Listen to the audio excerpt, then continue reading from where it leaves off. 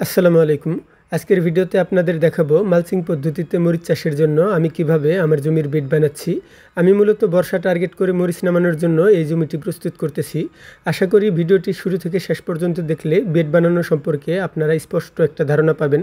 আর এখন তো প্রায় বৃষ্টি হচ্ছে, এই ভিডিওটি এখনকার না, কিছুদিন আগে যে প্রচণ্ড রোদ উঠলো সেই সময়ের করা। অতিরিক্ত রোদের জন্য ভিডিওতে সবকিছুই সাদা দেখা যাচ্ছে। ভিডিও করা তো দূরে থাক, রোদের জন্য ঠিকমতো কাজই করতে পারছিলাম না। দেখা যাচ্ছিল একটু পর পর কাজের চাইতে জিরানি বেশি হচ্ছিল। বিশেষ করে মাটি এত গরম হয়েছিল যে মাটির উপরে দাঁড়িয়ে থাকা যাচ্ছিল না, পা পুড়ে যাচ্ছিল। আর শরীর থেকে কত লিটার ঘাম যে বের হয়েছে তার তো কোনো হিসাবই নেই। আমি চেয়েছিলাম বেড বানানোর একদম শুরু থেকে শেষ পর্যন্ত আপনাদেরকে ভিডিও করে দেখাবো, কিন্তু অতিরিক্ত তাপ আর মানুষ না থাকার কারণে তার সম্ভব হয়ে ওঠেনি। এই জমিতে যত কাজ দেখতে পারছেন, এই জমির সকল কাজ আমরা এই দুইজনেই করেছি। এটা যেহেতু একদম শেষ বেড, তাই ভাবলাম আপাতত এই বেডটা আপনাদেরকে ভিডিও করে দেখাই কিভাবে কি করলাম। মরিচের জন্য সাধারণত দুই ধরনের বেড করা হয়ে থাকে, একটি হলো সিঙ্গেল বেড আর একটি হলো ডাবল বেড।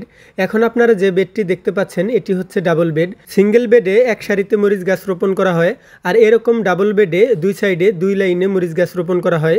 বর্ষাকালে হালকা নিচু জমিতে মরিচ চাষ করতে গেলে যদি পানি ওঠার ভয় থাকে, সেজন্য সিঙ্গেল বেড করা হয় যাতে বেড একটু উঁচা হয়। আর শীতকালে যেহেতু পানি ওঠার ভয় নেই, সেজন্য ডাবল বেড করা হয়ে থাকে। আমার এই জমিটি একটু উঁচু থাকার কারণে বর্ষাকালের জন্য আমি ডাবল বেড বানাচ্ছি, কারণ সিঙ্গেল বেড এবং ডাবল বেডের মধ্যে তুলনা করলে সিঙ্গেল বেডের চাইতে ডাবল বেডে তুলনামূলক বেশি ফলন পাওয়া যায়। আর তাছাড়া সিঙ্গেল বেডের একটি বড় সমস্যা হলো গাছের গোড়ার মাটি তাড়াতাড়ি শুকিয়ে যায়। আসুন এখন জেনে নেই আপনারা কোন বেডের জন্য কোন মাপ দিবেন।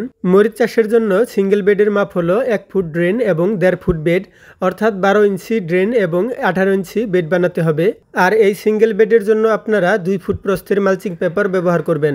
অন্যদিকে এরকম ডাবল বেডের মাপ হলো 1 ফুট ড্রেন এবং 3 ফুট বেড, অর্থাৎ 12 ইঞ্চি ড্রেন এবং 36 ইঞ্চি বেড বানাতে হবে। আর এই ডাবল বেডের জন্য আপনারা 4 ফুট প্রস্থের মালচিং পেপার ব্যবহার করবেন। আসুন এখন এই বেডগুলো আপনারা কিভাবে বানাবেন সেটি জেনে নেই। এই বেডের মাপ নেওয়ার জন্য আমি 4 ফুটের 2টা শোলা নিয়েছি। তারপর সেই শোলার 3 ফুট দূরত্বে একটি ট্যাপ পেঁচিয়ে নিয়েছি। 3 ফুট হলো বেডের মাপ আর বাদ বাকি 1 ফুট হলো ড্রেনের মাপ। তারপর সেই শোলা মাটিতে ফেলে 1 ফুট পর পর দুই মাথায় 2টি সুতার কাঠি গেড়ে নিয়েছি যাতে লাইন সোজা হয়। তারপর 2 সুতার মাঝখান থেকে কোদাল দিয়ে মাটি তুলে এরকম ড্রেন বানিয়েছি। মাটি তোলার সময় অনেকেই ড্রেনের মাটি 2 বেডের 2 দিকে ছড়িয়ে দেয়, এই ভুল আপনারা কখনোই করবেন না। আপনারা সবগুলো ড্রেনের মাটি যে কোনো এক পাশে ফেলবেন, তাহলে সবগুলো বেডই এক সমান উঁচু হবে, কোনোটা উঁচু নিচু হবে না। বেডের মাটি তোলা হয়ে গেলে আমি ভিডিওতে যেভাবে দেখালাম সেভাবে বেডের মাটিগুলো কোদাল দিয়ে ভালোভাবে ছড়িয়ে নিতে হবে। কোদাল দিয়ে মাটি ছড়ানো হয়ে গেলে সর্বশেষ আমি যেভাবে দেখাচ্ছি সেভাবে কাঠের হাতলযুক্ত একটি ব্যাট দিয়ে মাটিগুলো টেনে সমান করে দিতে হবে এবং বড় কোনো ঢেলা থাকলে তা বাড়ি দিয়ে ভেঙে দিতে হবে। আমার বেড বানানোর কাজ প্রায় শেষ। বেড বানানো হয়ে গেলে এই বেডের উপরে মালচিং পেপার বিছাতে হবে।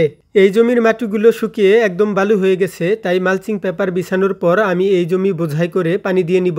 পানি দেওয়ার 6 থেকে 7 দিন পর মরিচের চারা রোপণ করব। আগে পানি দিয়ে নেওয়ার ফলে কোনো মরিচ গাছে মরবে না এবং সবগুলো মরিচ গাছই সতেজ দেখা যাবে। আপনার জমির মাটিতে যদি পর্যাপ্ত পরিমাণ রস থাকে তাহলে পানি না দিলেও চলবে। শুধু চারা রোপণের পর বদনা বা ঝাঁঝরা দিয়ে গাছের গোড়ায় হালকা পানি দিয়ে দিলেই হবে। তো এই ছিল আজকের মতো বেড বানানো নিয়ে বিস্তারিত।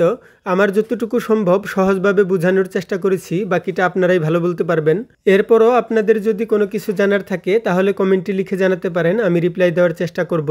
এর পরবর্তী ভিডিওতে আপনাদেরকে মালচিং পেপার বিছানোর নিয়ম এবং কাটার নিয়ম দেখাবো। সেই ভিডিওগুলো পেতে চাইলে এখনই আমাদের চ্যানেল ও পেজ সাবস্ক্রাইব ও ফলো করে পাশে থাকা বেল বাটনটি অন করে দিন। ধন্যবাদ সবাইকে ভিডিওটি ধৈর্য ধরে শেষ পর্যন্ত দেখার জন্য।